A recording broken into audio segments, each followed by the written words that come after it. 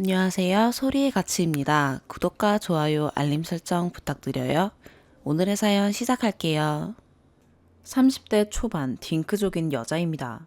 애견 관련 문제이긴 한데 사촌 언니랑도 연관이 되어 있다 보니 이곳에 올리게 되었습니다. 우선 저는 외동딸이라 다른 형제는 없고요.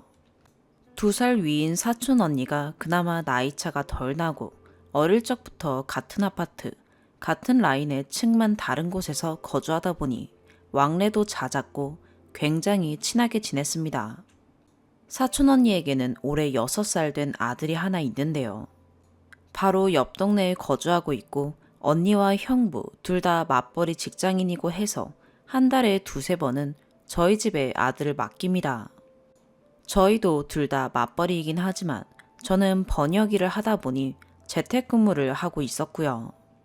코로나 때문이 아니라 원래부터 재택이었습니다.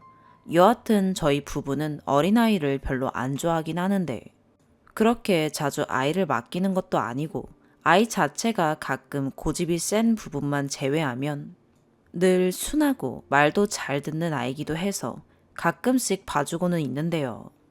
지난 토요일이었습니다. 보통 주말에는 언니네 부부가 아이를 케어하는 편인데 그날은 갑작스럽게 일이 생겨서 언니랑 형부 둘 다 자리를 비우게 되었습니다.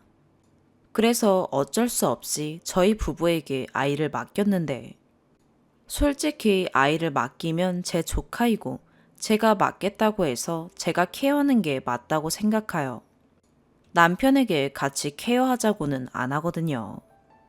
위에도 말씀드렸다시피 저희 부부 둘 다 아이를 안 좋아하는 편이라서요. 저희 집에는 이제 2살로 추정되는 미니핀종인 반려견이 있습니다. 이 아이는 작년에 유기견이 된 아이였고요. 유기견 센터에서 저희가 입양해온 아이입니다. 이 얘기를 하는 이유가 저희 집 반려견은 머리를 쓰다듬는 것에 대해 굉장히 예민하다는 걸 말씀드리기 위해서 꺼낸 건데요. 유기되기 전, 그러니까 이전 주인이 머리를 많이 때린 모양입니다. 그래서 머리를 쓰다듬으려고 손을 갖다 대면 사실 처음엔 저와 저희 남편 손을 물기도 했었고요.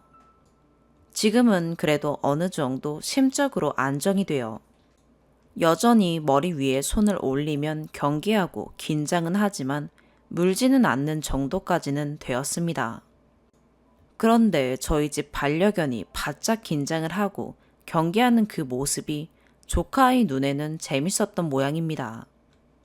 처음에는 손가락으로 머리를 툭툭 건드려대서 그렇게 하면 강아지가 기분 나빠한다고 잘 타일렀습니다. 하지만 아이의 행동은 고쳐지지 않아요. 하지 말라고 해도 대답만 네네 하고 여전합니다.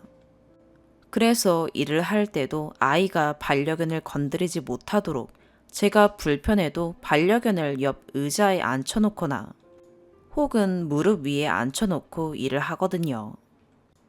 주말에 갑작스럽게 맡게 되어서 조카 간식과 저희 반려견 간식을 챙겨주기 위해서 부엌에 들어가 있었고 남편은 집에서 퍼즐 맞추는 게 취미라 서재에서 조용히 혼자 퍼즐을 맞추고 있었습니다. 그러던 차에 퍽 소리가 나면서 저희 반려견 짖는 소리와 함께 조카 아이는 엉엉 울고 있더군요. 저희 반려견은 머리를 건드려도 물지 말라고 저희가 항상 훈련을 시킵니다. 조카가 자꾸 건드려대서 혹여라도 반려견이 우발적으로 조카를 물까 봐서요. 저와 남편이 지켜보질 않으니 조카가 여느 때처럼 저희 반려견을 건드렸고 저희 반려견이 큰 반응을 보이지 않자 주먹을 쥐고 반려견 머리를 때린 겁니다. 퍽 소리가 그거였어요. 거기에 놀란 저희 반려견이 아이에게 달려들거나 문 것은 아니지만 심하게 짖으면서 으르렁거리고 이빨을 드러내니 아이가 겁을 먹고 울음을 터뜨렸더라고요.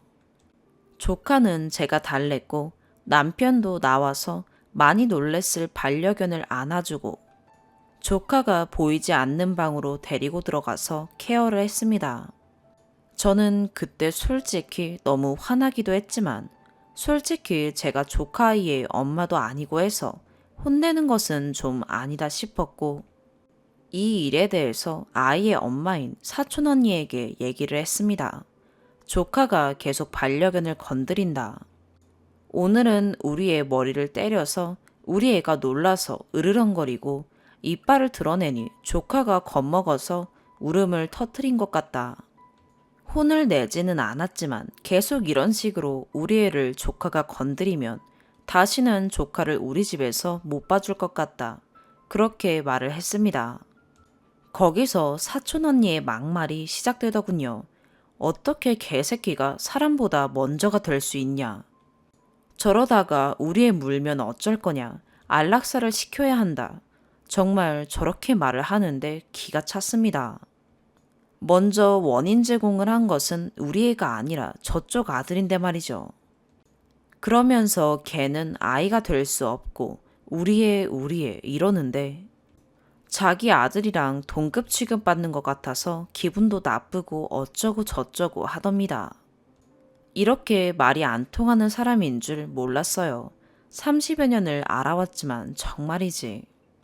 더 이상 상대하고 싶지도 않고 합의점이나 이런 것을 찾고 싶지도 않아서 싸우기 싫다. 애는 언니가 봐라. 나는 우리 애만 케어할 거다. 다시는 애 맡기지 마라. 그렇게 끝을 냈는데도 노발대발입니다. 급기야는 큰엄마까지 전화와서 그깟 걔가 뭐라고 자기 손주한테 그러냐고. 너한테도 피 이어진 조카 아니냐고 뭐라 해서 다시는 연락하지 말라고도 말씀드렸고요. 그랬더니 저희 엄마한테 전화해서 난리를 치셨더라고요. 일 자꾸 크게 만들지 말라고 사촌 언니에게 말을 했더니 사촌 언니가 일을 크게 만드는 건 저라면서 제가 대처를 잘못해서 이런 일이 벌어진 거라고 합니다. 한낱 개새끼에게 미쳐가지고 조카한테 하는 꼬라지를 좀 보라며 매일같이 카톡으로 폭언을 쏟아붓길래 카톡을 차단했더니 문자 하나가 달랑 와 있네요. 저보고 미친 것 같다고 정신병원을 좀 가보래요. 이게 정말 제가 잘못한 일인가요? 추가, 어젯밤 자기 전에 링크를 사촌 언니에게 보내놓고 잠들었는데 이렇게까지 핫하게 될 줄은 몰랐네요. 주작이라고 말씀하시는 분도 봤고 6살 된 아이가 반려견을 때려서 아이를 후려쳤다는 그 글도 보긴 봤습니다. 익명인 만큼 제가 거기에 대해 제가 아니라고 말해봐야 믿을 사람만 믿고 믿지 않을 사람은 안 믿기에 덧붙이진 않겠습니다. 저에게는 소중한 반려견이지만 저 역시도 강아지보다는 사람이 우선이라고 생각합니다. 물론 저도 사람인지라 조카가 반려견의 머리를 때렸을 때는 화가 났지만 그렇다고 해서 성인도 아니고 아직 어린 6살 애를 똑같이 때릴 수는 없다고 생각합니다. 또한 평소 재택근무할 때는 같은 공간에 있되 제가 반려견을 데리고 있음으로써 조카와 반려견 사이에서 조율을 해줍니다. 솔직히 제 입장으로서는 엄연히 저희 집이고 조카가 올 때만 저희 반려견을 다른 방에 가둔다거나 하기에는 얘가 분리불안도 좀 있어서 보호자가 눈에 안 보이면 짖기도 하고 그래서 같은 공간에서 데리고 있었긴 합니다. 그렇다고 강아지 때문에 6살짜리 조카를 다른 방에 가둬둘 수는 없잖아요. 그건 아동학대고요. 확실히 다른 분들 댓글을 보니 아주 잠시니까 하고 둘을 분리하지 않고 같은 공간에 둔 제 잘못도 있는 것 같네요. 이 부분은 제가 대처를 잘못한 게 맞습니다. 그 순간만 남편에게 애들 좀 봐달라고 했으면 이런 일은 안 생겼을 텐데요. 또한 왜 사촌 언니의 애까지 봐주냐는 글이 많으셨는데 저는 외동딸입니다. 저희 큰아빠네도 외동딸이었고요. 고모들 밑으로는 사촌 오빠들이 있었지만 큰아빠나 저희 아빠는 외동딸을 가지신 분들이셨고 두 분 우애가 깊으세요. 저희 부모님이 맞벌이로 저를 잘 못 봐주셨을 때는 가정주부셨던 큰엄마가 저와 제 사촌 언니를 돌봐주셨었고요. 저나 사촌 언니나 둘 다 다른 형제가 없다 보니 친자매처럼 나중에 부모가 없어도 너네 둘은 잘 지냈으면 좋겠다는 말씀도 워낙 어릴 때부터 듣고 자라서 언니가 힘들 때 내가 도와주는 게 맞고 내가 힘든 건 언니가 도와주는 게 맞다고 생각했었습니다. 위에 말씀드렸다시피 큰엄마도 어릴 적엔 저를 케어해 주셨던 게 있어서 당연히 사촌 언니가 낳은 조카도 언니가 도와달라고 하면 제가 케어해 주는 게 맞다고 생각했어요. 제 성격이 답답하다면 답답한 그런 성격이긴 한데 솔직히 다른 사람이랑 말싸움하고 이런 거 싫어합니다. 저희 엄마도 그렇고 저도 그렇고 좋은 게 좋은 거라는 마인드가 워낙 강해서 어지간하면 남이랑 싸우는 것도 싫고 그냥 그렇게 둥글게 지내는 편이에요. 다만 이 글을 읽고 잘잘못을 따지긴 해야겠다고 생각은 드네요. 강아지와 조카를 분리하지 못한 부분은 제대로 사과하고 그 외 언니가 폭언을 한 것에 대해서는 사과를 받아야겠습니다. 두 번째 추가, 짬이 나서 댓글을 읽어봤는데요. 제가 호구였던 것은 사실이지만 이 사달이 났음에도 불구하고 사촌 언니와 화해를 한다거나 하는 것은 아니었는데 제가 의사 전달을 잘못한 듯 싶어 덧붙입니다. 화해한다는 뜻은 아닙니다. 제가 사과를 할 건 하고 기분이 나빴던 것에 대해 사과를 요구하긴 할 거고요. 사과를 하고 사과를 받았다고 해서 사촌 언니의 아이를 더 봐준다거나 하진 않을 겁니다. 처음이 어렵다고 한번 저희 반려견을 때린 조카가 또 때리지 않으리란 법은 없다고 생각하기 때문입니다. 만약 사촌 언니가 사과를 한다면 조금 덜 껄끄럽게 끝날 것 같고 사과를 하지 않는다고 하면 그냥 거기서 끝인 거겠지요. 이 부분은 그냥 제 성격상 제 마음이 편하고자 그런 부분입니다. 남편이 불쌍하다는 글도 보긴 봤는데요. 저와 저의 남편이 애를 안 좋아하는 부분은 사실입니다. 다만 그냥 아이 자체를 싫어한다기보다는 아이들 울음소리라던가 떼쓰는 소리 이런 걸 별로 안 좋아해요. 시끄러운 것 자체를 안 좋아하다 보니 그런 것 같아요. 조카를 데리고 와도 남편한테 봐달라고 하지 않는 이상 남편은 상관없다고 동의한 부분이 있었고 주로 큰엄마가 조카를 봐주는데 큰엄마도 여건이 되지 않는 평일날 남편이 출근하는 날에 한해서만 가끔 봐주는 편이라 실제로 남편과 조카가 마주치는 날은 극히 드뭅니다. 이번이 예외적인 케이스고요. 반려견의 분리불안에 대해서도 말씀 주셨는데 고치고 있습니다. 다만 저희가 생각했던 것보다 심한 부분이 있어서 저희 힘으로는 도저히 더 고치기 힘들 것 같아서 이미 저번 주에 보듬 훈련소와 상담을 마친 상태이고요. 여러모로 걱정해 주셔서 감사합니다. 저는 그래도 좋은 게 좋은 거라고 생각하긴 했고 약간 호구 기질이 있다고는 느꼈지만 그렇다고 그렇게 심하단 생각은 해본 적이 없었는데 이번 댓글을 통해서 저도 나름대로 단호하게 안 되는 건 안 되는 거라고 매듭을 지어야겠다는 생각이 드네요. 세 번째 추가, 댓글들 정말 감사합니다. 덕분에 잘 해결됐어요. 솔직히 댓글들 보고 마음 다잡긴 했었는데 제 성격 자체가 선천적 호구라 그런지 혹시나 마음이 흔들리면 어쩌지 그런 생각을 좀 많이 했었습니다. 제 사람에게는 싫은 소리를 못하다 보니 더 그런 것 같고요. 그렇다 보니 사촌 언니와 대화 전에 이걸 어떻게 대화를 해야 할지 고민도 많이 했고 연락을 할까 말까 휴대폰만 만지작거려서 일도 사실 손에 잘 안 잡히더라고요. 남편이 대신 연락해서 사과는 됐으니까 앞으로 아는 척하지 말라고 그렇게 말해준다고는 했는데 이건 어디까지나 저와 사촌 언니로부터 시작된 일이라 그러는 건 좀 아닌 것 같았어요. 다시 한번 댓글들을 읽고 마음 굳게 먹고 한심하다고 여기실 수도 있지만 제가 먼저 연락을 했습니다. 기다렸다는 듯이 전화를 받더라고요. 사촌 언니의 첫 마디는 자기를 욕먹이게 해서 좋냐는 말이었습니다.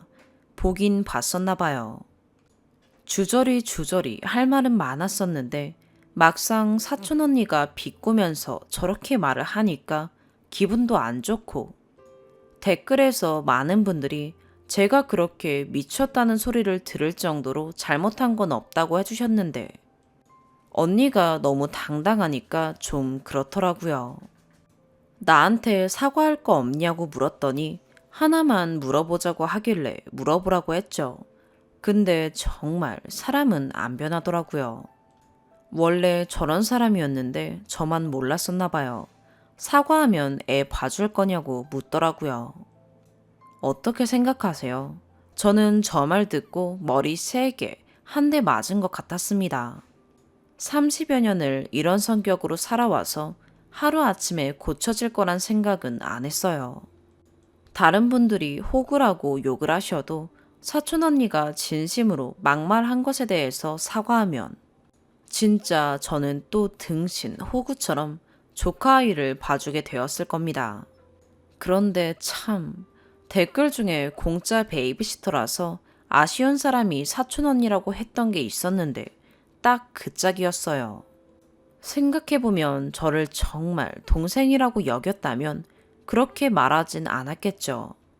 제가 저희 남편과 아이를 싫어해서 딩크족을 자처했음에도 불구하고 언니 아이니까 봐준 것처럼요. 어릴 때는 동생으로 여겼을진 모르나 싫은 소리 한 번 안 하고 도와달라고 하면 다 도와줬던 저는 그냥 언니에게 있어서 돈 한 푼 안 들이고 편하게 아이를 맡길 수 있는 공짜 베이비시터나 다름없었던 것 같습니다. 저보고 정신 차리라고도 많이 말씀해 주셨는데 사람은 당해봐야 안다고 막상 이렇게 당하고 나니까 정신이 확 차려지더군요. 사과랑은 별개로 다시는 언니 아이 봐줄 일은 없을 것 같다고 했더니 노발대발 하는 게 조카 미래도 조금은 걱정이 되긴 하더군요. 그 엄마 밑에 그 자식이라고 제 엄마가 저러는 걸 보면서 자라면 조카 꼴 안 봐도 비디오더라고요. 거기서 그냥 저도 제 할 말하고 끊었습니다.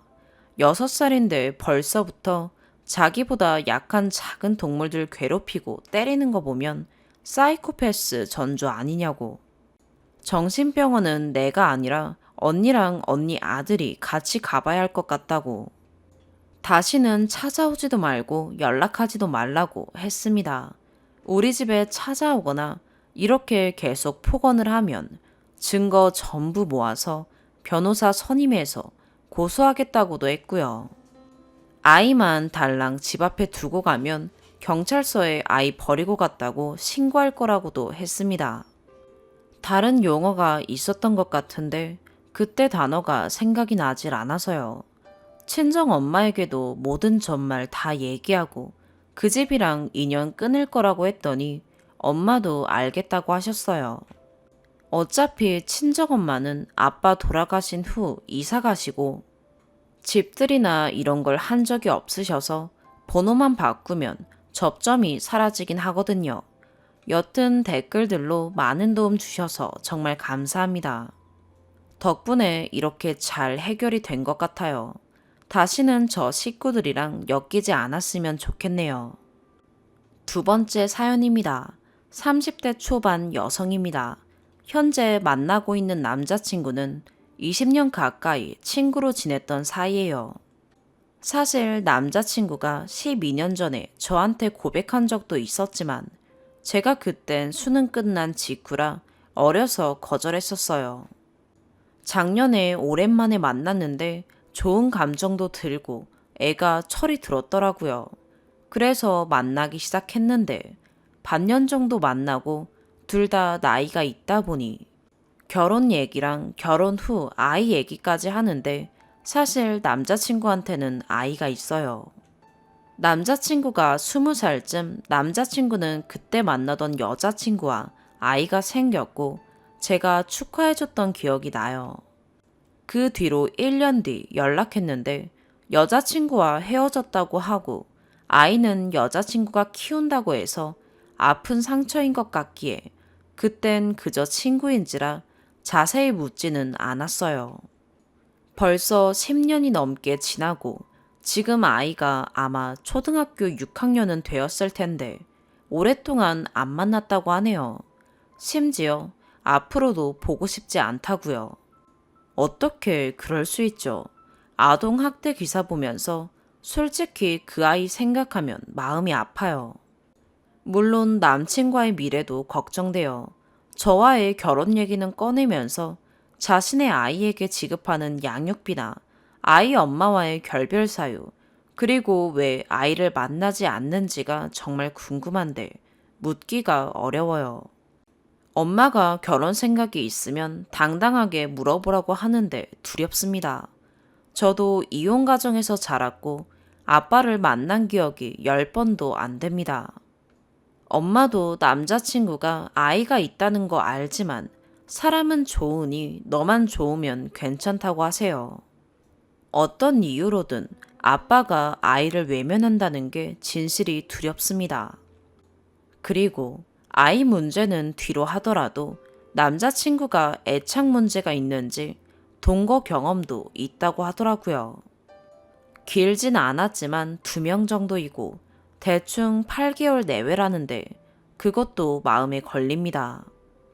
제가 유교걸이라 그런지 동거는 예식과 양가 인사만 없었지 결혼이나 마찬가지이고 책임감도 어느 정도 따른다고 생각하는데 일반 연인이 헤어지듯 쉽게 헤어질 수 없지 않나요? 한 번도 아니고 아이 엄마까지 3명이나 같이 살았다는 게 정말 마음에 걸려요. 이 문제만 아니면 사람은 애정 표현도 정말 많고 성실하고 심지어 착합니다. 저한테 헌신적이고 연락도 잘하고 얘기도 잘 들어줍니다. 자기 가족한테도 잘하고 고양이나 강아지도 좋아합니다. 항상 사랑받는다고 느끼게 해줘서 지금까지 소시오패스나 안전이별에 감사한 사이코틱한 남자들만 만나다가 처음으로 안정감이라는 걸 느껴봤습니다.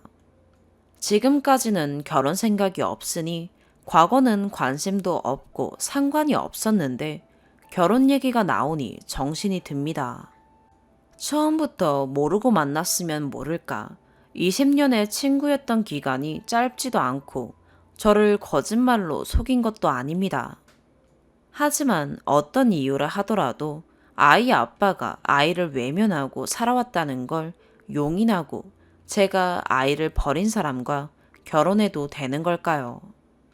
이미 결혼한 선배님들의 조언 부탁드립니다. 추가, 댓글 다 감사하고 다 읽어봤습니다. 처음엔 모든 댓글에 답변을 드리려고 했는데 생각보다 너무 많은 분들이 댓글을 달아주셔서 다 답변을 드리지 못했습니다. 유교걸 부분은 100%, 1000% 장난이었습니다. 유교걸 단어에 불편하셨다면 정말 죄송합니다. 유교걸 아니고 어떤 분이 아메리칸 마인드라고 하셨는데 아메리칸 걸로 정정하겠습니다. 생각보다 많은 연령대의 분들이 계신 것 같아요. 마음이 따뜻해졌습니다. 주변에 엄마 제외하고 이 사실은 아무도 모르기 때문에 글을 삭제할까 했는데 글을 삭제하면 댓글 달아주신 분들에 대한 예의가 아닌 것 같아서 어제 저녁에 이야기한 내용만 간단하게 얘기하고 저는 사라지겠습니다. 물론 댓글 적어주신 분들 말대로 남자친구의 모든 얘기는 일방적인 주장이기 때문에 적당히 수용할 부분만 수용했습니다. 일단은 연애만 하겠다고 했습니다. 결혼은 아직 생각이 더 필요할 것 같습니다. 첫 번째, 이혼. 전 여자친구가 아니라 혼인신고도 했었다고 합니다.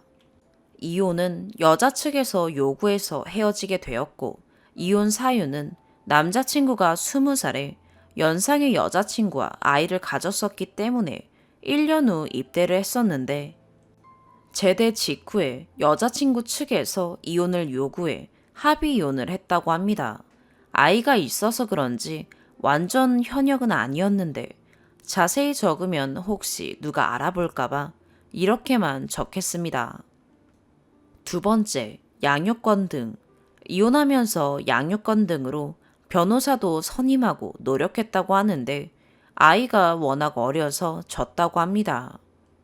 그래서 양육비는 당연히 지급하고 있었고 26살까지는 꼬박꼬박 지급했다고 합니다. 그때까지 아이를 만나고는 했는데 전 부인 측에서 재혼을 이유로 양육비도 필요 없고 인연을 끊었으면 좋겠다고 해서 아이를 못 만났다고 하네요. 세 번째, 동거녀들. 아이 문제와 더불어 저도 마음에 걸렸고 많은 분들이 동거도 사실혼이기에 결혼이나 마찬가지라고 답변을 달아주셨습니다. 저도 동의하는 바이고 농담처럼 남친한테 너는 3번 결혼한 남자라고 던지기도 했는데요. 이렇게 얘기하면 어차피 듣고 싶은 것만 듣는다고 생각하실 수도 있겠지만 정말 아닙니다. 첫 번째 동거는 당시 어머님이 위독하셔서 병간호를 위해 일도 그만두고 집도 이사하면서 자연스럽게 멀어졌고, 두 번째 동거도 진지하게 부모님도 아는 사이였지만 일이 바쁘고 서로 감정이 자연스럽게 소원해져서 헤어졌다고 합니다. 많은 분들이 저도 똑같은 상황으로 자랐는데 왜 똑같은 선택을 하냐고 대부분 말리셨는데, 나쁜 팔자를 선택하고 싶은 사람은 당연히 없습니다. 그렇기 때문에 결혼은 아주 신중하게 일단은 나중에 하겠습니다. 저도 아이가 있었던 이혼남을 만나는 것이 일반적이지 않다는 건 알고 있지만 그의 새 출발도 응원해주고 싶습니다. 제일 중요한 문제인 양육비. 지금은 아이 엄마가 거부하고 있기에 나중에 전부인분이 일시급으로 요청하면 그때 줄 수도 있는 거니까요. 남자친구의 주장대로면 아이를 본인이 직접 양육하고 싶었죠. 아이를 뺏겼는데 그마저도 몇 년 후 아이 엄마의 요구로 양육비와 면접까지 차단당하며 모든 과정들이 큰 상처로 남은 것 같습니다. 아이를 낳고 지금까지가 정확히 12년입니다. 이혼이 대략 10년 전이고 10년이란 시간 중 6년은 아이를 보지 못했으니 왜 강하게 더 이상 보고 싶지 않다고 했는지도 알 것 같습니다. 사실은 보고 싶겠죠. 면접 교섭권, 물론 찾을 수 있겠지만 남자친구는 싸울 의지가 없어 보여요. 재혼하는 전부인에게 방해가 되는 것이기도 하기에 무리하기 힘들겠죠. 더 싸우지 않는 것도 무책임하다면 당연히 무책임하죠. 아이는 친아빠를 그리워할 테니까요. 그저 아이를 뺏긴 아빠의 마음도 예쁘게 봐주셨으면 좋겠습니다. 댓글 중에 여자 혼자 아이를 키우는 것이 정말 힘든데 아이를 버린 소시오패스보다 나쁜 매정한 아빠라는 글이 있었어요. 맞습니다. 하지만 상대 측에서 이혼을 요구하는데 강제로 살 수는 없으니까요. 피임만 잘했다면 모든 이들이 상처받지 않았을 텐데요. 정말 아쉽습니다. 저는 남자친구를 이해하고 싶고 결혼은 안 하고 연애하며 응원할 예정이고요. 글을 읽고 댓글 남겨주신 분들의 의견을 무시하는 것이 아닙니다. 사계절 지켜보며 연애하면서 그의 주장의 진위 여부도 파악하고 아이와 부인을 버린 매정한 아빠인지, 아이를 뺏기고 아이를 그리워하는 안타까운 아빠인지 시간을 갖고 더 지켜보겠습니다. 열심히 읽어주신 모든 분들이 행복하기를 바랍니다. 세 번째 사연입니다. 저는 30살 평범한 직장인입니다. 그리고 남자친구는 35살이고요. 요즘 머리 아픈 일이 있어서 이렇게 여러분의 조언이 필요해서 글을 올리게 되었습니다. 연애한 지 몇 개월 되지 않아서 그런지 자꾸 사소한 일 하나하나에 투닥투닥 되네요. 아무래도 서로 나이도 결혼 전년기이기도 해서 진지하게 연애하고 있는데 진지한 연애다라는 의미도 솔직히 좀 우습네요. 저는 5년 동안 연애한 남자친구가 있었는데 남자친구의 바람으로 인해서 헤어지게 되었고 그렇게 지금의 남자친구를 만나게 되었어요. 그리고 오빠에게도 6년 동안 연애했던 여자친구가 있었죠. 서로 오래된 연애를 한 경험이 있어서 그런지 익숙해왔던 연애와는 다른 사람과 다른 연애를 해서 그런지 뭐가 잘못된 건지 몰라서 조언이 필요합니다. 서두가 길었네요. 하여튼 저번 주에 오빠네 자취방에 놀러 가서 한참 TV를 보며 놀고 있었어요. 그런데 오빠가 쓴 수건을 정리하던 중, 빨래해야 하는데, 라고 하더라고요. 그러면서 저를 힐끔 봅니다. 그러더니 또, 빨래해야 하는데, 하면서 힐끔 쳐다봅니다.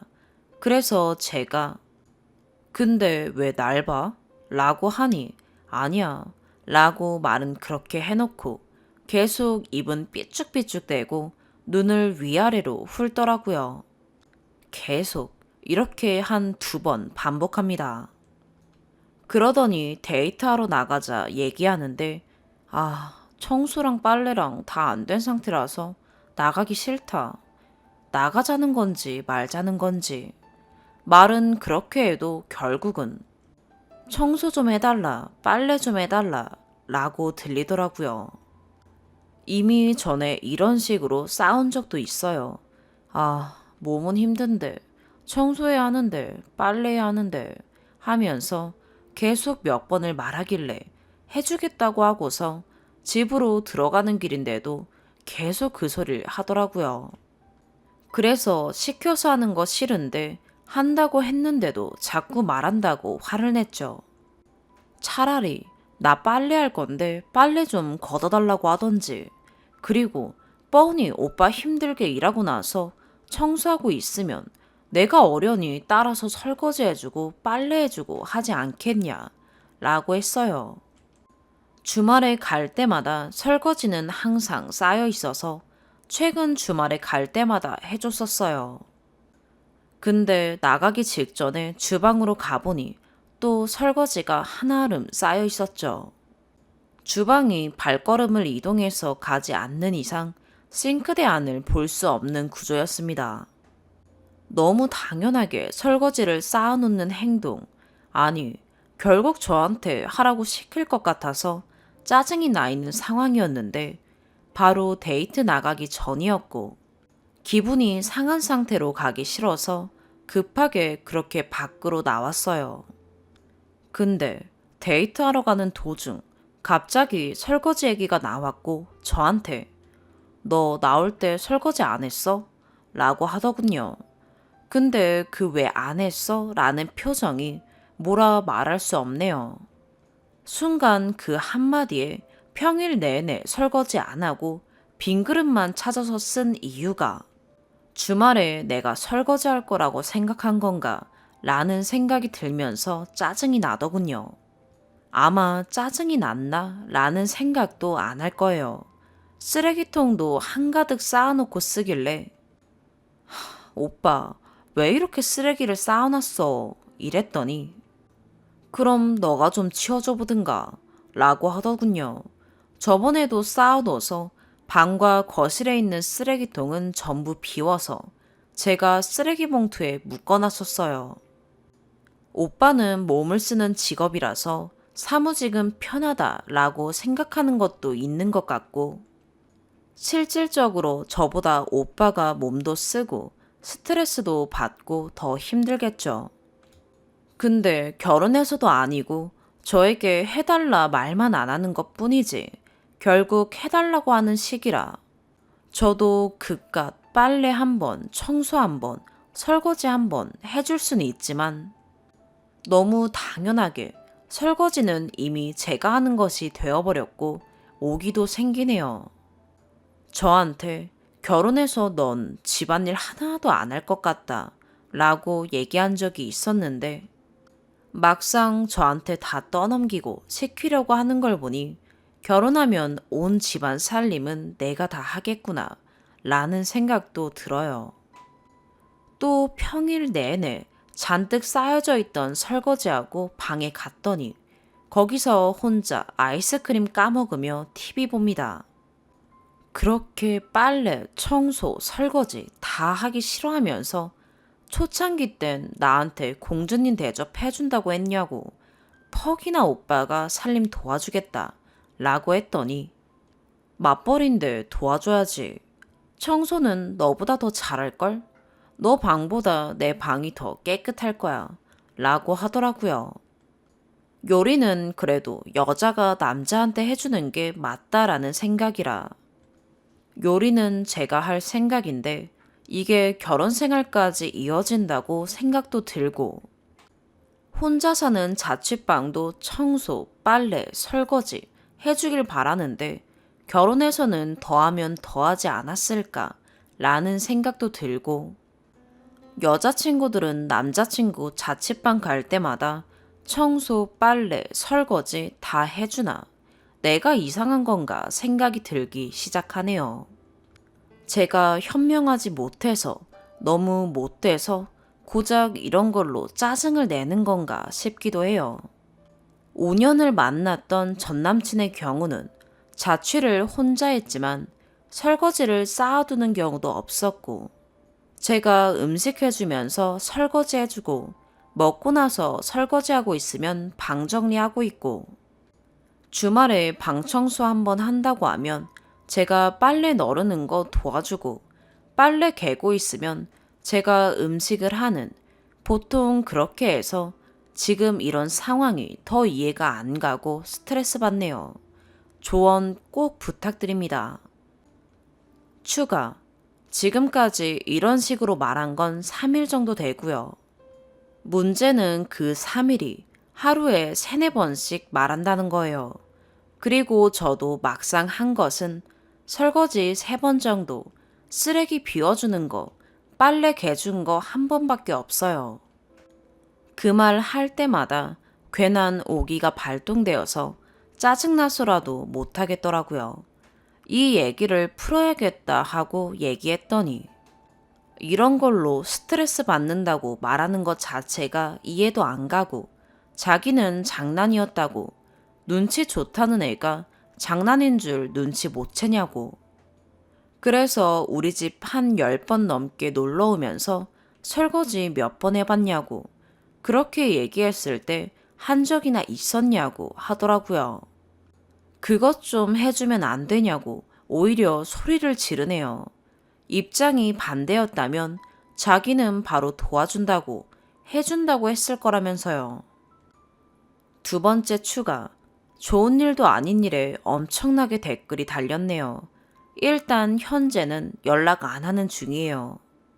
어제 저녁에 퇴근길에 어쩌자는 건가 싶어서 전화했더니 싸우려고 전화했냐며 할 말 없으니 전화 끊자고 하더군요.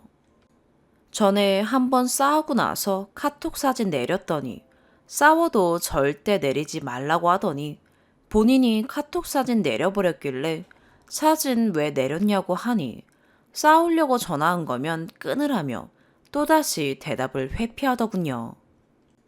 평소에 자잘한 것도 필요하다고 하면 사주고 먹고 싶은 거 맛있는 거 먹이려고 하고 가고 싶은 곳 데려가주고 했는데 거기에 보상 심리가 깔려 있었나 봐요.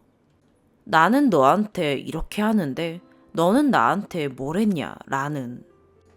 비슷하게 넌 나한테 배려한 게 무엇이 있냐 라는 말은 들었네요. 주말에 제가 차 끌고 거의 1시간 걸리는 거리를 간 일이 요 근래 더 많았는데 그거 얘기했더니 그게 배려냐고 했었네요. 그거랑은 별개의 문제인데 굉장히 쓸데없는 거에 짜증을 나게 했다 라는 생각도 깔려 있으니 오히려 제가 숙이고 들어가길 바라는지 연락하겠다 하고 전화 끊더니 연락이 없네요. 많은 생각을 하게 하네요. 조언들 감사합니다. 네 번째 사연입니다.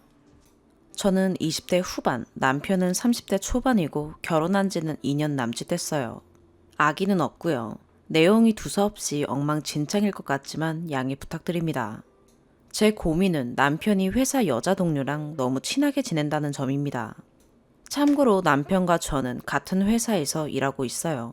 저와 남편은 다른 부서입니다. 최근 들어 남편이 여자 동료랑 너무 친하게 지내는데 괜히 신경 쓰입니다. 질투 같은 감정은 아닌 것 같은데 그냥 너무 신경 쓰이고 혹시나 만에 하나 남편이 조금이라도 호감이 있는 건 아닐까 하고 걱정이 되어서요. 그런 마음이 있는 걸 안다면 저는 유리 멘탈이라 계속 생각나서 배신감에 결혼 생활 유지하기가 힘들 것 같은 그런 걱정이요. 여자 동료는 저하고는 그냥 얼굴만 알고 인사는 어쩌다 눈 마주치면 하고 눈 안 마주치면 그냥 무시하는 그런 사이고요. 나이는 저랑 동갑으로 알고 있어요. 장거리 연애 중인 남자친구가 있는 것으로 알고 있고요. 제가 걱정하는 이유는 남편이랑 처음에 가까이 지내는 것 같을 때 그냥 외모도 평범, 수수하고 동료겠거니 해서 별로 신경 안 썼거든요. 일단 남편과 같은 부서고 항상 부딪히며 일할 테고 저랑 점심을 안 먹을 때는 대부분 그 여자분과 다른 직원분들과 함께 조인해서 먹더라고요. 원래 저는 약간 여장부 같은 스타일에 질투 이런 것에 많이 둔감한 편이라 별 신경 안 쓰고 지내왔는데요.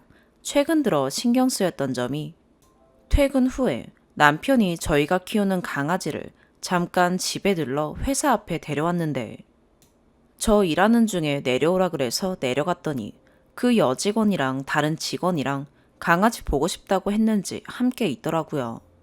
저는 그때 그 여자 직원이 그렇게 애교가 있는 분인지 처음 알았어요. 저는 어쩌다 한 번씩 인사만 하니까요. 근데 우리 강아지를 만지면서 목소리는 완전 애기 목소리로 안녕, 아이고 귀여워라, 너무 예쁘다 하는데 그럴 때 남편은 흐뭇하게 바라보고 있고 기분이 조금 이상하더라고요. 뭐 여기까진 그럴 수 있다 쳐요. 넘어갔어요. 최근 들어 회식이 잦아져서 누구랑 먹냐고 하면 항상 그 여자와 함께 있어요. 물론 단둘이는 아닙니다. 하지만 자리가 남자 둘, 여자 둘 이런 식이고 그 와중에 다른 남자 1과 여자 1은 약간의 썸관계예요. 20대 후반에서 30대 초반대이고요. 최근 들어 이런 자리에 새벽까지 놀다가 술에 잔뜩 취해서 들어와요. 그나마 전에는 상사들과 함께하는 회식 자리라 조금 늦어도 이해했는데 굳이 끼지 않아도 될 솔로들, 나이 어린 동료들 회식 자리에 참석해서 새벽 늦게까지 놀다 들어오는 게 이해가 안 돼요. 저 집에서 혼자 기다리는 거 뻔히 알면서요. 그래서 그 후로 앞으로 12시 넘기면 화내겠다고 하니 저번에도 그 여자가 낀 술자리에서 놀다가 딱 11시 57분에 귀가했네요. 그러면서 하는 말이 여보, 나 12시 전에 들어왔지? 하는데 할 말이 없더라고요. 그리고 이 글을 쓰게 된 계기가 제가 잠깐 업무 보러 회사 로비층에 내려갔다가 다시 올라가려 하는데 남편이랑 그 여자분이랑 단둘이 산책을 하고 있더라고요. 업무 시간이었고요. 제가 당황스러워서 그 모습을 멍하니 바라보고 있었는데 순간 남편이 저를 발견하고는 아무렇지 않게 땡땡아 하고 손을 흔들어 주긴 했는데 기분은 묘하고 표정 관리는 안 되고 해서 애써 내색 안 하며 응, 여기서 뭐해? 했는데 그냥 잠깐 심심하다고 해서 내려왔어.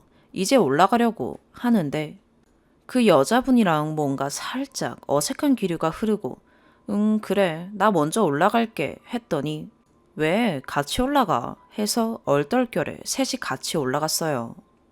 여태까지 제가 볼 때는 단둘이 있었던 적은 없었는데 단둘이 있기도 하는구나 싶기도 했고 그 여자분은 저한테 말 한마디도 안 하고요. 그 이후로 괜히 더 신경 쓰이네요. 남편이 야근한다고 하면 그 여자도 같이 야근하나? 이런 생각에 예민해지고, 이런 생각하면서 걱정하는 저도 찌질한 것 같고 남편한테도 괜히 짜증 부려요. 이럴수록 더 악순환될 걸 알면서요. 아직 별로 특별한 것도 없는데 제가 괜히 예민한 거겠죠? 그냥 남편을 믿는 게 맞는 거겠죠? 추가. 퇴근하고 글 봤는데 댓글이 많아서 놀랐어요. 아침까지만 해도 2개여서 두 분의 의견 듣고 추천수 보면서 남편한테 싫다고 정확하게 얘기하겠다 했는데 이렇게 다양한 의견 주셔서 감사해요. 근데 제가 두서없이 쓰다 보니 이 글을 쓰게 된 계기 중 2가지가 있었는데 1가지를 빼먹었네요. 핸드폰 카톡 연락 받냐는 댓글 보다가 생각이 났어요. 사실 그것만큼 확실한 게 없다고 생각해서 남편 핸드폰 비번을 알기에 남편 잘 때 가끔 봤는데 그냥 업무적인 내용 몇 개랑 점심 고 이런 짧은 대화가 다여서 그냥 별 의심을 안 했던 건데 아예 언급을 안 했던 건 아니에요. 그냥 넌지시 장난 반, 진담 반으로 요즘 너무 가까이 지내는 것 같다. 친한 건 좋은데 다른 사람 시선도 신경 써. 이런 식으로 얘기했었는데 본문에 있던 술자리 몇 번 다녀오고 나서 채팅방이 삭제되어 있더라고요. 그래서 그건 진짜 성질나서 자고 있던 남편 깨워서 한번 성급하게 성질내긴 했어요. 이거 뭐냐? 채팅방은 왜 지웠냐고. 당연히 비몽사몽 왜? 왜? 하고 놀라며 깨다가 제 설명을 듣고는 요즘 여보가 걔 신경 쓰는 것 같아서 보면 기분 나쁠까봐 지운 거야. 앞으로 안 지울게. 이러는데 괜히 짜증나서 그날 잠도 안 오고 그랬던 적이 있네요. 사실 이게 결정적인 이유였는데 이걸 왜 빼먹었는지 모르겠네요. 저 이 글 남편 보여주려고요. 많은 의견과 조언 감사합니다. 2번째 추가.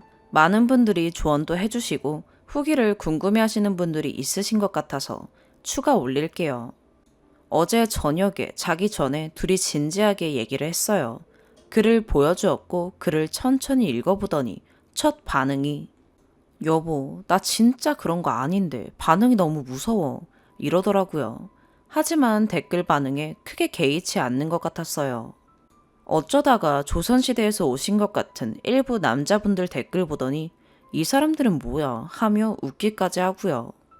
그러면서 본인 얘기를 시작합니다. 이미 제 글을 읽었기 때문에 제가 써내려갔던 상황들을 짚어가며 얘기해 주더라고요. 생각나는 대로 적는 대화체라서 글이 구구절절 길어질 수도 있을 것 같으니 감안하고 읽어주세요.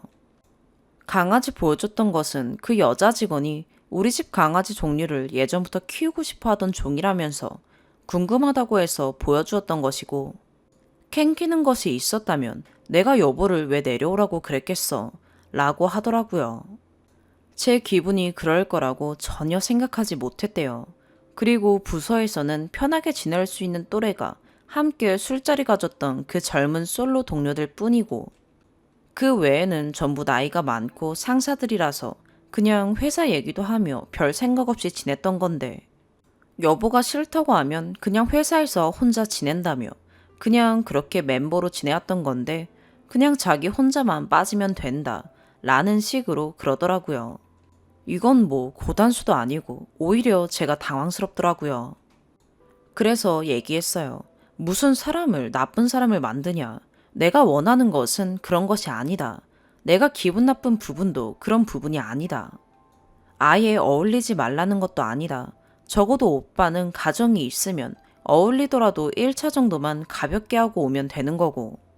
술을 새벽 늦게까지 집에 오자마자 씻지도 않고 바로 뻗을 정도로 먹는 것은 좀 아니지 않냐. 막말로 새벽까지 술 먹는데 내가 그들끼리 무슨 일이 있었는지 내가 어떻게 하냐. 내가 그렇게 생각하는 게 싫으면 오해하지 않게 행동하는 것도 오빠 몫이지 않냐. 나를 불쌍한 사람으로 만들지 말아라.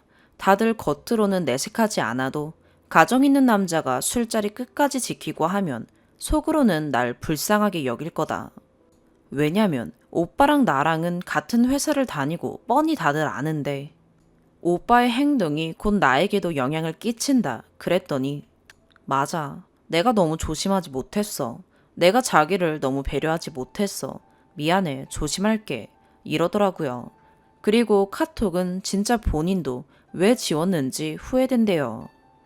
그냥 자기는 제 눈에 띄게 하고 싶지 않았던 것이고 그냥 1차원적으로 단순하게 보이면 저 신경 쓸까봐 지운 거래요. 다음부터는 절대 안 지울 테니 그냥 다 보라고 그러더라고요. 그리고 산책의 경우는 진짜 다른 직원분들에게 확인해도 된다면서 며칠 후가 제 생일인데 밑에 꽃집이 있어서 꽃 예약하러 내려갔던 거라고 하더라고요. 그 꽃집이 예약제예요. 이건 저도 알고 있어요. 옆에 같이 일하는 직원한테 이러이러해서 잠깐 밑에 내려온다고 그런 얘기 하고 있던 것을 그 여직원이 듣고 머리 식힐 겸 같이 갔다 오자고 해서 별 생각 없이 같이 내려갔던 것이고 여보는 안 믿겠지만 그때 진짜 처음으로 단둘이 있던 거야 하더라고요. 꽃집에 예약을 하고 나서 나오는 중에 저를 만난 것이고 그렇게 같이 올라간 거라고요. 여기까진 억지로라도 납득을 했고 오해를 풀려고 했어요. 그리고 더 대화를 했어요. 내가 조금 깨른칙했던 부분은 그 여자 동료는 오빠와 나와 함께 있을 때 나를 전혀 아는 체 하지 않는다는 점이야. 표정도 굳는 것 같고. 이러니 갑자기 여기서 남편이 그 여자 편을 들더라고요. 걔 낯가려 라고. 여기 저만 이해 안 되나요? 그래서 뭐라고? 하니 본인도 아차 싶었는지 아니 여보가 무슨 말도 안 되는 생각을 하는 것 같으니까 그렇지. 진짜 무슨 그건 진짜 오해야. 그런 오해는 안 했으면 좋겠어. 그래서 아니 오빠 나는 낯가림이 없어? 내가 오죽했으면 그 셋이 올라가는 어색한 와중에 먼저 일이 힘드시진 않냐고 인사치레를 했겠어. 그 인사도 네 이런 식으로만 받아쳤잖아. 기억 안 나? 나는 낯가리지 않아서 인사를 한 거야. 나 진짜 방금 그 말 너무 충격받았어. 어떻게 내가 단둘이 있던 그 광경을 목격하고 신경 쓰였다는 말보다 그 사람이 낯가리는 것을 알아주는 게 먼저인 거야? 라고 했습니다. 진짜 그런 거 아니야. 답답해. 내가 진짜 멍청한 것 같아. 걔를 옹호한 게 아니라 자기가 말도 안 되는 오해를 안 했으면 좋겠다고 생각해서 얘기한 거야. 상처받지 마. 너무 당황스럽고 어떻게 얘기해야 당신이 오해 안 할지 모르겠어. 제 대답은 나 그 상황에 진짜 아는 척하고 싶지 않았다. 근데 그 기분 묘하고 어색한 상황에 내가 먼저 인사를 하고 고민했던 나는 안중에도 없는 거야. 라고 했는데 남편이 진짜 그런 거 아니라며 미안하다고 하더라고요. 이런 식의 대화를 하다가 제가 그동안에 쌓아둔 게 조금 터져서 감정을 주체 못하고 조금 훌쩍였어요. 남편은 엄청 당황해했고 계속 미안하다고 했고요. 결국 마무리는 저는 잘 지내는 것 좋다. 하지만 더 이상 내가 오해할 만한 상황 만들지 말고 선 지키면서 지내라. 단둘이 있거나 하지 마라. 한 번만 더 목격하면 그땐 진짜 문제 삼을 것이다. 그리고 술을 먹는다 해도 1차만 가볍게 먹고 와라. 이것은 직장 생활 하는 데 있어 어느 정도 필요하다고 생각했어요. 어쨌든 이러한 약속 등을 받아내었고 진심으로 미안해 하더라고요. 진짜 제가 원하면 걔네들이랑 아예 안 놀 수도 있다고 하며 그냥 멀리 지내겠다고 하는데 그건 제가 생각했을 때도 좀 아닌 것 같고 저도 그쪽 부서의 남편 또래가 그 멤버들만인 것을 알고 있기에 어느 정도 서로 양보를 하는 게 맞다고 생각했습니다.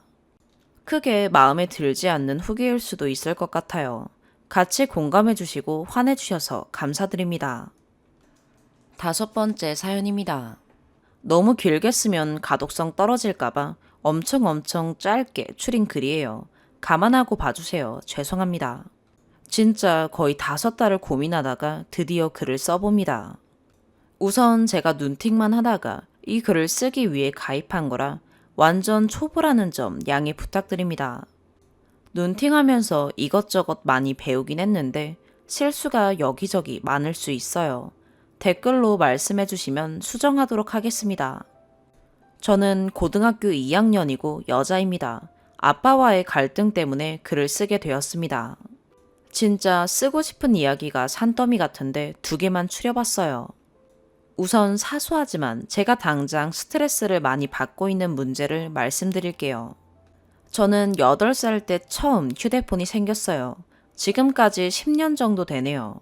하루도 빠짐없이 자녀 안심, 위치 전송 때문에 오후 12시부터 밤 10시까지 1시간 간격으로 10번 부모님께 제 위치가 전송돼요. 1시간 간격으로 저의 일거수일투족을 지켜보고 계신 거죠. 그래서 예상 지역을 벗어났다 하면 바로 전화가 와요. 예정 안 된 친구랑 놀러 가거나 야외 수업을 하게 된 날에도 어김없이 전화가 와요. 지난번에는 친구와 놀다가 집 근처로 왔는데 헤어지기 아쉬워서 1시간 정도 집 근처에만 있다가 집에 들어갔는데 제 위치 보내진 거 보시고 집 근처 도착하고 1시간 동안 뭘 했냐고 물어보시더라고요. 물어보실 수야 있죠. 그런데 이게 한두 번이 아니다 보니까 이젠 제가 걱정돼서 이걸 하시는 게 아니라 감시하려고 하시는 것 같아서 너무 답답해요. 엄마한테 조심스럽게 말씀드려봤지만 엄마도 아빠한테 말해봤자 해결되지 않는다고. 성인 될 때까지만 참으라고 하시더라고요. 2번째는 가장 고민이 많은 갈등입니다. 저희 아빠는 가부장과 꼰대의 대명사라고 해도 과언이 아닌 분이에요.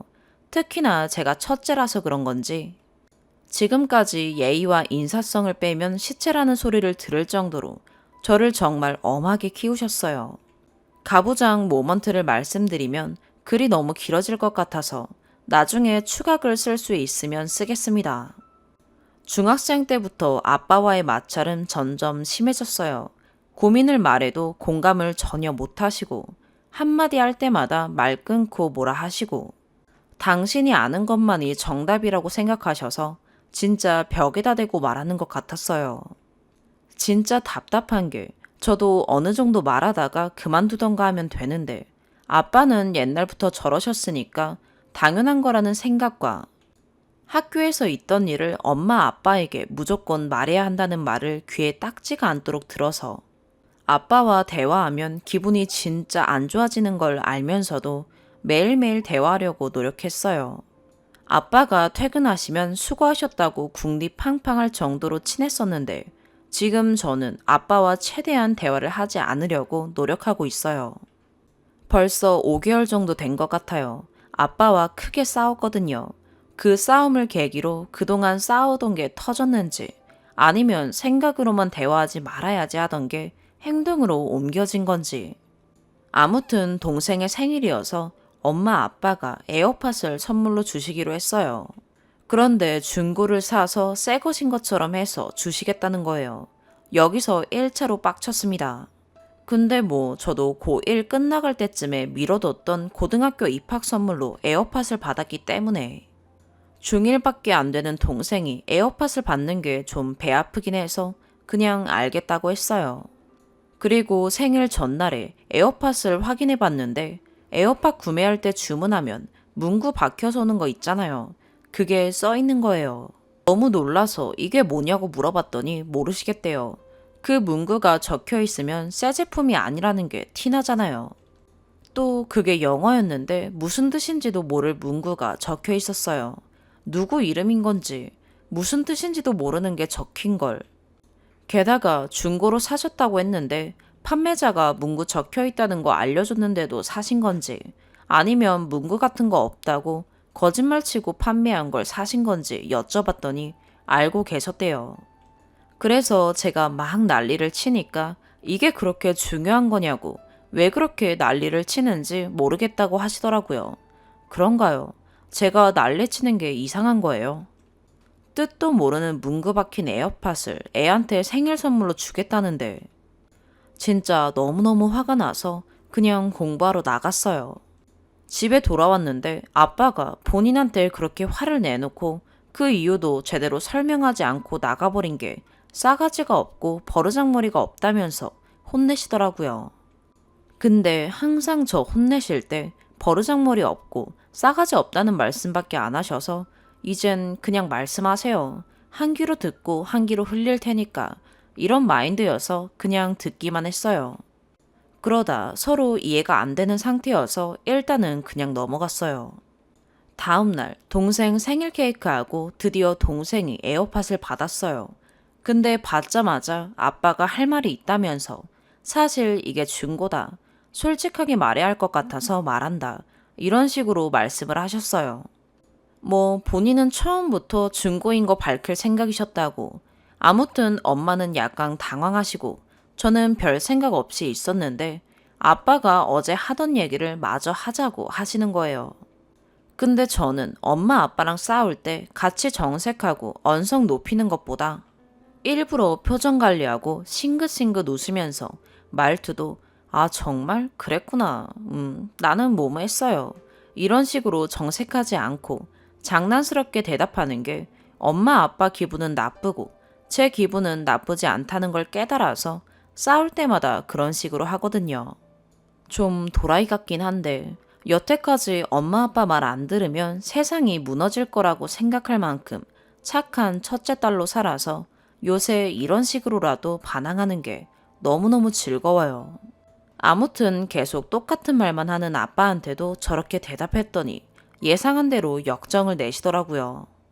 싸가지 없고 버르장머리 없다는 말만 몇 번을 반복하는지 너무 웃겨서 진짜 웃음 찾느라 힘들었어요.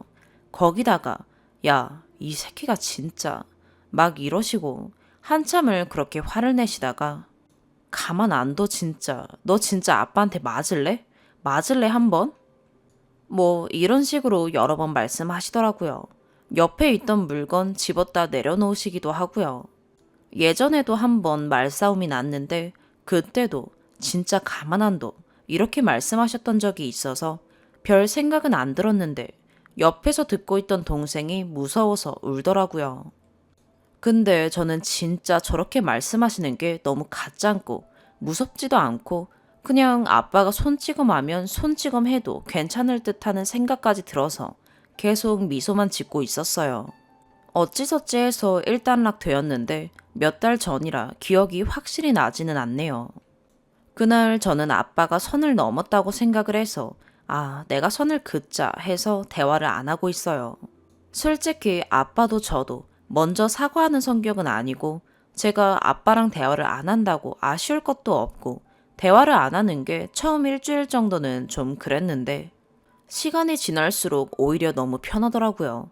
평소 같았으면 몇 마디 대화하고 말 안 통해서 또 빡쳤을 텐데 말이죠. 그리고 얼마 전에 제 생일이었어요. 아빠가 선물이랑 편지를 주셨어요. 혹시나 사과가 담긴 편지일까 해서 열심히 읽었는데 그냥 뭐가 문제여서 대화를 안 하는 건지 전혀 모르시는 것 같았어요. 아닐 수도 있지만요. 기대를 한 내가 잘못이라고 생각하고 앞으로도 대화 안 하고 지내려고요. 그게 제 정신 건강에 더 좋을 것 같아요. 그리고 아빠가 폭력을 쓰지는 않으시는데 조금만 본인 신념에 어긋나거나 본인 의견에 복종하지 않고 토를 달면 바로 버럭하고 막 불타오르세요. 긴 글 읽어주셔서 감사합니다. 최대한 명료하게 쓰려고 이것저것 첨삭하다 보니 잘 이해되지 않는 부분이 충분히 있을 수 있습니다.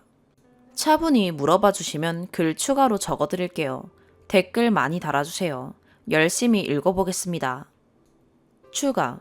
처음에 동생한테 중고를 새 걸로 속여서 선물한다는 걸 전제하에 문구 적힌 걸 발견하고 너무 흥분해서 설명을 제대로 못 해드리고 공부하러 가버린 건 제가 잘못한 것 같아요. 반성하고 있습니다.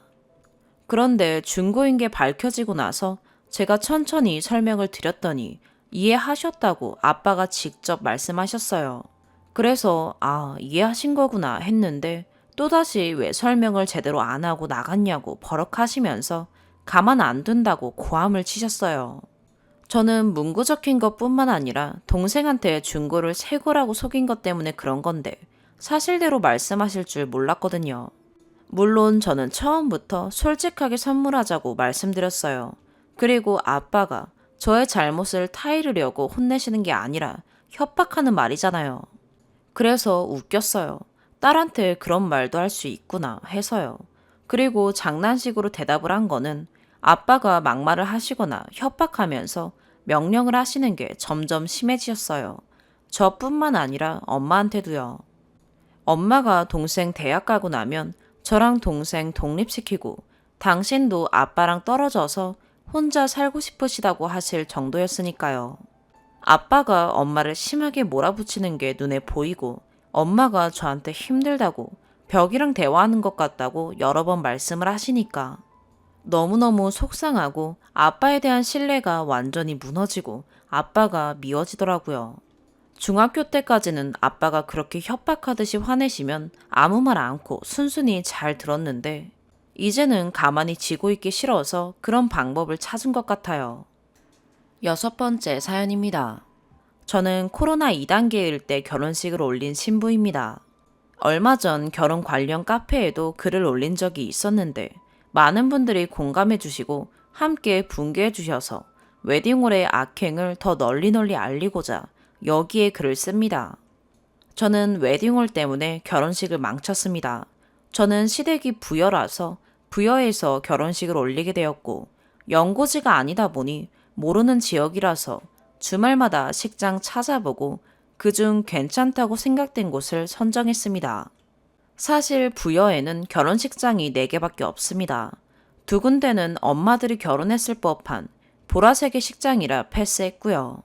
롯데 리조트는 지방에서 하는데도 불구하고 너무 비싸고 전혀 이쁜 공간이 아니라서 결국 나머지 한 곳에서 하게 되었습니다. 나머지 한 곳인 땡땡 예식장은 최근에 리모델링이 되어 아마 리조트가 아닌 곳을 생각하신다면 이곳에서 하게 될, 아니 이곳을 선택할 수밖에 없을 겁니다. 본론으로 들어가서 그 웨딩홀의 만행을 알려드리겠습니다. 첫 번째, 제가 결혼할 당시에는 코로나 2단계여서 뷔페 금지, 50명 이상 모임 금지였습니다.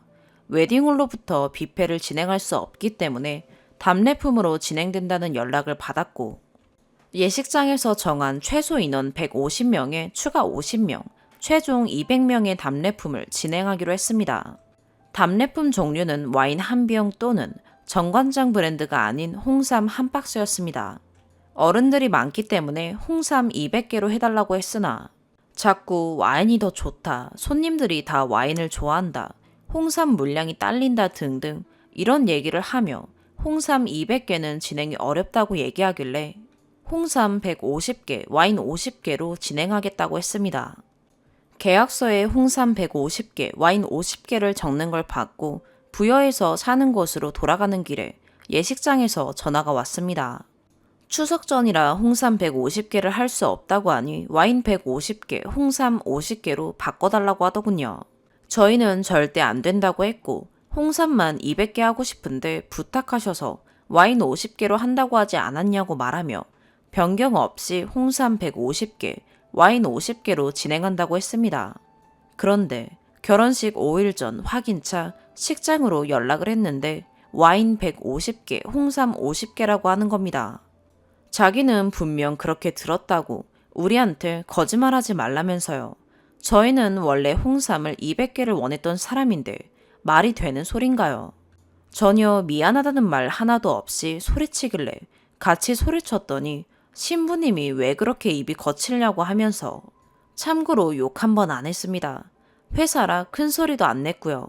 그럼 자기네 식장에서 결혼하지 말라는 소리까지 하더군요. 그래, 전화로 얘기한 우리 잘못이다 생각하고 화가 나지만 넘어갔습니다. 지금 생각해보면 계약서를 제작성하지 않고 구두로만 약속했던 저희 잘못이 크긴 합니다. 그래도 결혼식 일주일도 안 남은 상황에서 자기네 식장에서 하지 말라고 말하는 예식장이 정상인가요? 2번째, 그곳은 홀이 하나밖에 없는 단일홀 예식장입니다. 코로나 2단계로 50명밖에 못 들어가는 상황에서 식장 측은 예식을 1시간 간격으로 잡았습니다.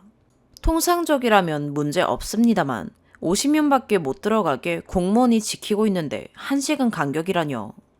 분명 우리가 예약할 때 아무도 안 찼다고 했고 하루에 한 팀, 정말 너무 밀리는 날에만 2팀 받는다는 웨딩홀이 저희보다 1시간 앞타임 결혼식을 잡았습니다. 결국 손님들이 서로 엉켰고 다행히 코로나 걸리신 분은 없었습니다만 손님들이 굉장히 불쾌해하셨습니다. 3번째, 시골분들 특성이 결혼식 시작 시간보다 거의 한두 시간 일찍 오신다고 하더라고요. 저희 손님분들이 저희 도착도 전에 미리 오셨는데 예식장 측에서 미리 답례품을 줬다고 했습니다. 이게 말이 되나요? 나중에 안 사실입니다. 이미 계산은 다 끝났고 알았을 때는 따질 수 없는 상황이었습니다. 그리고 답례품은 포장까지 완성된 상태로 식장 측에서 제공해 주는 거 아닌가요? 와인 상자에 들고 갈 수 있는 끈을 하나도 껴주지 않았습니다. 당연히 우리가 껴야 한다고 미리 말해준 적도 없습니다. 인사하고 있기에도 바쁜 상황에 양가 부모님들이 와인줄을 껴서 손님들께 나눠주고 있었습니다. 신부 대기실에 있어서 몰랐는데 생각하면 지금도 화가 나네요. 네 번째, 힘든 시기에 와주신 손님들께 보는 재미라도 느낄 수 있도록 영상 등을 준비했습니다. 부모님 감사 영상, 식전 영상 등등 BGM도 남들이 하는 거 하기 싫어서 바꿨습니다.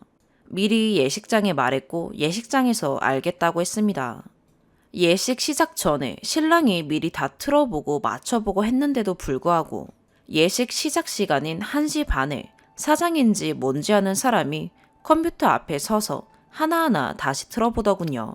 한 번도 아닌 두세 번을 모든 노래와 영상을 틀어보고 나서야 식이 시작됐습니다. 결국 저희가 몰래 준비했던 모든 게 모든 사람들 앞에서 미리 보이게 됐고 1시 반 예식이 1시 50분쯤 시작하게 되었습니다. 그 와중에 웨딩홀 다른 늙은 여자 담당자는 뒤에 식이 없으니까 늦게 시작해도 늦게 끝나면 된다 이 소리를 하고 있더군요. 다섯 번째, 인당 10만원씩 주고 예식장에서 추천한 도우미 예도를 썼습니다만 도우미 하나도 안 되더군요. 친정엄마 라이터에 불이 안 켜지고 있었습니다. 두세 번을 눌렀는데 안 들어오니까 엄마가 당황했는지 도우미를 쳐다봤는데 아무런 반응을 하지 않더군요. 결국 엄마가 계속 눌러도 안 되고 1, 2분이 지나고 나서야 단상에서 새 것을 꺼내서 주더군요. 가만히 있을 거면 돈을 왜 받아가는 건지. 여섯 번째, 그 웨딩홀은 직원이 없습니다. 늙은 사장 1명, 그 사장의 부인인지 동생인지 모를 여자 1명, 딱 둘입니다. 그러니 예식이 매끄럽게 진행이 될까요? 사장이 노래 및 동영상을 틀어주고 있었습니다. 앞에도 말했지만 컴퓨터를 잘 못 다루는 것처럼 보였습니다. 계속 음악 틀고 동영상 틀고 등등. 컴퓨터도 못 다루는 늙은 그 사장이 웨딩홀을 운영한다는 것 자체가 말이 안 됩니다. 동영상을 전체 화면으로 만드는 방법을 몰라서 화면이 작게 나오는 걸 제 친구가 뛰어가서 크게 만들었습니다. 그리고 스냅 사진을 받아보니까 결혼식 내내 컴퓨터 파란 바탕화면이 그대로 송출되고 있었더군요. 웨딩 스냅에 그 사진이 고스란히 다 찍혀 있었습니다. 일곱 번째, 예식이 끝나고 정말 울고 싶은 마음 억누르면서 따졌습니다. 어떻게 이따위로 하시냐고, 결혼식 망치셨다고. 그랬더니 하는 말이 가관이더군요. 손님들이 너무 좋아했는데 뭐가 문제냐고요. 모든 손님들이 제 걱정하던데 무슨 말인가요, 사장님? 다들 그 결혼식장 그날 처음 열었냐고 하던데요. 화나겠지만 시간 지나면 잊혀진다고 다들 위로하던데요. 그따위로 장사하지 마세요. 부여에서 결혼하실 분들은 절대 이곳에서 하지 마세요. 앞전에 글을 올린 카페에서도 저처럼 당한 신부들이 한두 명이 아니었습니다. 정말 선택지가 없긴 하지만 다시 한번 잘 생각해 주세요. 그리고 부여 사람들은 다 알아요. 저기 밥 최악이에요. 정말 맛없기로 소문난 곳입니다. 지들은 맛있다고 자랑하지만요. 그리고 요즘 유행하는 반딧불샷 이쁘게 안 나와요. 거기 사장님이 불을 끄는 방법을 모르거든요. 그리고 꺼주지도 않고요. 긴 글 죄송합니다. 몇 달이 지나도 잊지 못하는 거지 같은 예식장 때문에 화가 많이 나서요. 속풀이라고 생각하고 읽어주시면 감사하겠습니다. 추가, 어차피 식은 끝났고 돈은 지불했고 몇 달이나 지난 지금 왜 올리냐 하시겠지만 많은 분들이 공감해 주셔서 마음이 훨씬 괜찮아지네요. 더 좋은 곳에서 하지 못하고 시댁 설득 못하고 계약서 제대로 작성하지 않은 저의 잘못이 제일 크지만 식 당일 운영 부분에서 나온 실수에 대해서는 알리고 싶었습니다. 댓글을 읽고 있다가 어이없는 게 또 있어서 추가 내용 씁니다. 드레스 및 화장 관리를 위해 헬퍼 동행하잖아요. 저도 스드메 진행한 업체에서 고용한 헬퍼와 함께 갔습니다. 헬퍼는 제가 돈 주고 고용한 분이신데 저희 웨딩 사진 및 앨범들 전시해두고 상자들 정리하는 일을 헬퍼분께 시켰다고 하더군요. 그럴 거면 식장에서 돈 주고 써야 하는 거 아닌가요?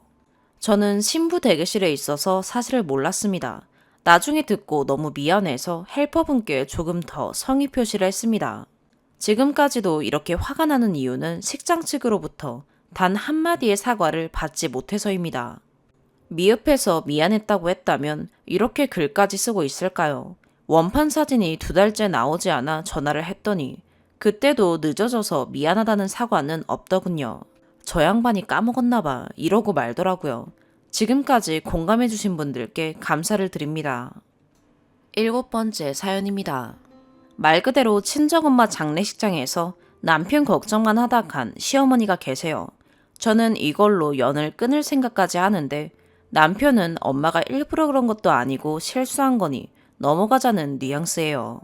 어떤 이야기인지 말씀드리자면 친정엄마는 길다면 길고 짧다면 짧은 투병 생활을 하시다 돌아가셨는데 정말 잘 지내시다가 갑자기 안 좋아져서 응급실 들어가시고 3일 만에 돌아가셨어요. 3일 병원에 계시는 동안 저랑 동생이 교대로 지켰고 마지막 가는 길은 밤새 제가 지키고 있었던 상황이었어요. 거의 이틀 이상은 잠도 제대로 못 잔 상황이고 새벽에 돌아가셔서 꼴딱 밤을 샌 상황이었어요. 남편은 집에서 대기 중이었고 돌아가시기 하루 전은 남편만 휴가를 써서 집에서 쉬고 있었던 상황이었어요. 저는 일 마치고 엄마 지키러 간 상황이었고요. 돌아가신 날 새벽에 가족들한테 연락 돌리고 4시간 거리에 있는 친언니가 올라올 때까지 엄마를 지킨 상황입니다. 언니가 엄마를 모시고 친정이 있는 지역으로 내려가는 거 보고 저도 집으로 돌아가 일주일치 짐 싸서 남편과 같이 친정으로 내려가야 했어요. 서울에 있는 병원에서 경기도인 저희 집까지 1시간 반 운전하는데도 너무너무 졸리고 피곤해서 집중이 안 되더라고요. 진짜 여기저기 전화하면서 잠 깨며 겨우 집에 도착해 씻고서 친정으로 출발하는데 남편이 운전을 했어요. 저는 타자마자 잠이 들었고요. 평일이지만 막히는 시간 포함해서 5시간이 걸렸어요. 남편한테 미안했지만 정말 운전할 상황이 아니었어요. 평소에 친정 갈 때는 제가 거의 운전해서 갑니다. 여튼 도착해서 조문 오신 분들 맞이하고 정신없는 첫날을 보냈어요. 문제는 둘째 날인데 시어머니는 혼자 내려오기 먼 지역이라 남편 고향 친구들이 퇴근하고 내려오는 길에 모시고 왔더라고요. 시아버지는 안 계신 상태입니다. 그리고 시누이가 한 명 있는데 임신 초기라 안정취해야 한다고 안 오고 시누 남편은 그쪽 어르신이 아프신 상황이라 못 내려온다고 어머님이 대표로 오신 상황이었어요. 친구들이 퇴근하고 와서 그런지 장례식장 도착 시간이 새벽 1시가 넘었었어요. 그래서 너무 미안하기도 해서 어머님께 와주셔서 감사하다고 고생이 많으셨다고 인사드리며 식사 준비를 하는데 남편 친구들도 너무 피곤해 보이더라고요. 그래서 오빠들도 돌아가며 운전한다고 너무 힘들었겠다. 오는데 얼마나 걸렸냐 하니 교대 운전한다고 5시간 정도 걸렸다는 거예요. 그래서 제가 진짜 와줘서 고맙다. 너무 고생 많았다고 감사 표현도 했고요. 이 상황까지 남편은 없었어요. 밖에서 친구들 기다리다 엇갈린 상태였어요. 아무튼 식사하면서 이런저런 이야기를 하는데 시어머님이 그러더라고요. 너희는 어떻게 내려왔냐고. 그래서 제가 저희도 차 타고 내려왔어요 어머니 이랬더니 운전은 누가 했냐고 물어보시더라고요. 그래서 제가 남편이 했어요 라고 했는데 어머님 하시는 말씀이 혼자 운전할 거리가 아니던데 이러시는 거예요. 그래서 제가 어머니 제가 며칠 밤을 새고 잠을 못 자서 운전할 여건이 안 되었어요. 그랬더니 어머님이 또 여기는 혼자 운전할 거리가 아니던데 이러시는 거예요. 그래서 저는 또 반복했죠. 제가 운전할 상황이 아니었다고요. 이런 대화 중에 남편이 왔고 이런저런 이야기를 하는데 친구들 반찬이 모자란 것 같아서 남편이 가지러 가더라고요. 그 모습을 본 어머님이 아이고 우리 땡땡이 피곤해서 힘들겠다. 저는 정말 벙쪘어요. 그리고 한 번 더 우리 땡땡이 피곤해서 힘들겠다고 라고 말씀하시는 거예요. 그래서 저는 정말 그 상황이 어이없어서 나중에 가실 때 배웅도 건성으로 하고 친언니에게 가버렸어요. 장례식이 다 끝나고 남편에게 이 상황을 말했더니 엄마가 너한테 쌓인 게 있었나 보지 라고 하네요. 그동안 신우도 남편도 저한테 며느리 도리 안 한다고 난리친 적이 여러 번인데 저는 그때마다 도리는 내가 할 만큼 하고 있고 친정보다 더 잘 챙긴다 라고 답했었어요. 도리 운운하던 신우는 엄마 장례식장에 오지도 않고 연락도 없고 부의금만 남편한테 보냈었어요. 이게 너희 집이 말하는 도리냐고 남편한테 따졌더니 아무 말 없더라고요. 신우도 시어머니의 언행을 듣고 이건 엄마가 잘못했다고 인정했다던데 남편도 엄마가 잘못한 거지만 일부러 그런 것도 아니고 엄마가 가끔 눈치 없이 말하는 것도 있다 라고 편들더라고요. 그래서 저는 내 마음이 풀릴 때까지 안 보고 싶다. 지인이 치르는 장례식에서도 말 한마디 한마디 조심하는 판국에 며느리 앞에서 아들 걱정만 하고 가는 게 당연한 거냐. 누가 봐도 내가 제일 힘들고 고된 일정을 보내고 있는데 아들 걱정을 왜 나한테 하고 가신 건지 모르겠다. 난 엄마 장례식 생각하면 어머님 만행밖에 안 떠오르니 마음속에서 잊혀질 때까지 안 뵙고 싶다 라고 했어요. 그랬더니 내키진 않는 표정이지만 남편도 알겠다 하더라고요. 그러다 일주일 뒤에 시어머니 생신이라 신우가 연락 와서 저녁 먹자는데 저는 안 간다. 누굴 축하해줄 마음도 없고 그게 어머니라면 더욱더 안 가고 싶다. 라고 했더니 남편 혼자 다녀오더라고요. 사실 시아버님 돌아가시고 저희 아빠 생신이 바로 있었는데 저희 집은 무슨 생일이냐며 내년에 챙겨도 된다고 오지 말라고 혼자 계신 시어머니 위로하라 하셨는데 시댁은 친정엄마가 돌아가셔도 시어머니 생신은 꼭 축하하고 싶었나 봐요. 이래서 남인가 싶었는데 이어서 바뀌는 시어머니 카톡 사진이 저만 없는 그들만의 축하 사진이네요. 엄마 돌아가신 지 일주일 만에 자기 생일 축하 사진을 올리고 싶으셨나 봐요. 남편은 이런 것도 의미 부여하지 말라고 제가 예민한 거라는데 정말 정이 뚝 떨어지더라고요. 지금도 시댁 외엔 남편이랑 사이가 좋은데 시댁만 엮이면 서로 싸우게 되는 상황이에요. 저도 알아요. 시모가 아기가 있어서 그런 말을 한 게 아니란 걸. 하지만 어른이라면 그 상황에 아들 걱정이 되더라도 그걸 상치르고 있는 며느리한테 말하면 안 되는 걸 알아야 한다고 생각해요. 자기 아들한테만 말했으면 좋았을 텐데 말이죠. 이런 걸로 인연 끊는 제가 이상한가요? 덧붙여 어머님이 이 일이 있고 얼마 안 지나 제가 축하받을 일이 있어서 용돈을 주셨는데 제가 받기 싫다고 남편한테 돌려드리라 하니 엄마가 주신 거 거절하는 것도 예의가 아니다. 감사 문자 보내라는 남의 편. 문자 안 보냈더니 화내던 남의 편. 진짜 시댁 아니면 너무 잘 맞는 부부인데 시댁 때문에 매번 싸우게 돼요. 몇 달이 지난 지금은 무뎌진 것 같은데 명절 생각하니 또 시댁 스트레스가 다가오네요. 추가, 남편이랑 어떻게 잘 맞냐고 하시는 댓글이 많아서 설명드리자면 진짜 시댁 빼면 저한테 다 맞춰주는 사람이라서 그렇게 쓴 거예요. 남편이 처음부터 그런 사람은 아니었어요. 지금도 시댁 때문에 멀어진 느낌이지만 평소에 집안일이라든지 귀찮은 일들 또는 제 친구나 가족들에겐 자기 나름대로 잘하는 게 눈에 보이고 제가 어떤 일을 하려고 결심하면 옆에서 늘 도와주고 믿어주는 사람이거든요. 시댁 일에만 매우 예민한 건데 사실 이것도 결혼하고 나서 시아버지가 돌아가신 이후로 그렇게 된 거라 시어머니 생각하는 게 남다른 걸 막 뭐라 할 수는 없었던 것 같아요. 시아버지 돌아가신 지도 오래된 건 아니고요. 하지만 저도 할 말 다 하는 스타일이고 남편이 그런 이야기 한다고 해서 고분고분 듣고 네네 하는 사람 절대 아닙니다. 정말로 시댁 일만 아니면 잘 맞는다는 의미예요. 오늘의 사연 여기까지입니다. 구독과 좋아요, 알림 설정 부탁드려요.